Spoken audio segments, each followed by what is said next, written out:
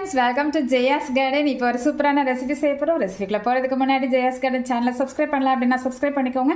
அப்படியே பக்கத்தில் இருக்கக்கூடிய பெல் ஐக்கான ஆல் ஆப்ஷன் போட்டு வச்சுக்கோங்க. என்னன்னு பார்க்குறீங்களா, மீனில் ஒரு பொடி மாசு செய்ய போகிறோம். அதுக்கு ரெண்டு வால் துண்டு மட்டும் எடுத்திருக்கேன்.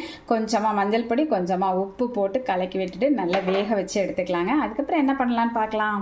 வேக வைக்கும்போது கொஞ்சமாக தான் தண்ணி வைக்கணும். ரெண்டு பக்கம் திருப்பி விட்டு வேக வச்சுக்கோங்க. ஏன்னா நிறைய தண்ணிலாம் தூர ஊற்றினோன்னா அந்த சத்து ஃபுல்லாக அதில் போயிடும்ல. அதனால் மீனை இந்த மாதிரி உதிர்த்து எடுத்து வச்சுக்கிட்டேன். கொஞ்சமாக பல்லாரி வெங்காயம், பச்சை மிளகாய், அப்புறமா பூண்டு பொடிசாக கட் பண்ணி வச்சுருக்கேன்.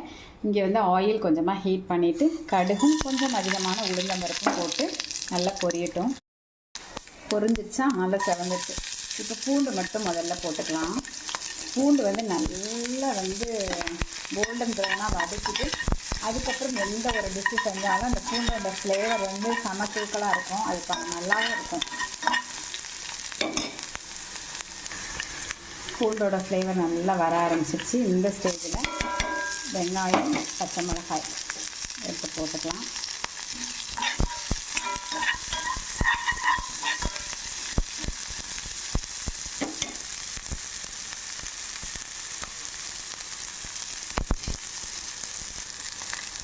வதங்கும் போதே கொஞ்சமாக ஒரு 1/4 ஸ்பூன் கிட்ட இஞ்சி பூண்டு விழுது நல்லா வதக்கிக்கலாம். இது வதக்கும் போது சிம்மில் வச்சுட்டு டிஷ்ஷுக்கு தேவையான அளவுக்கு கொஞ்சமாக மிளகாய்த்தூள்.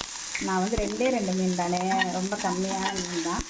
அதனால் நம்ம கம்மியாக சிம்மில் வச்சுருக்கோம். இந்த மாதிரி வதங்கிட்டு கரிஞ்சிடக்கூடாது. இப்போ இந்த மீனை முள்ளெல்லாம் எடுத்துட்டு உதித்து வச்சுருக்கோம். அதை தூக்கி அதில் போட்டு இந்த அளவுக்கு ரொம்ப போட்டு உடஞ்சி மீன் களி மாதிரி ஆயிடும். இப்போ ஒரு ஸ்பூன் கிட்ட தேங்காய் போட்டுக்கலாம். 1 ஸ்பூன் கிட்ட கொத்தமல்லி தலைகளும் போட்டுக்கலாம். இப்போ நான் கடைசியாக மிளகும் சீரகம் வறுத்த பொடி வச்சுருக்கேன். அதை போட்டு அப்படியே கிளற வேண்டியதான். பாருங்கள் எவ்வளோ உதிர இருக்குது. கிளறும்போது கவனமாக கிளறணும், அப்போ தான் நல்லாயிருக்கும். ஓகே, நாங்கள் சாப்பிட போகிறோம்.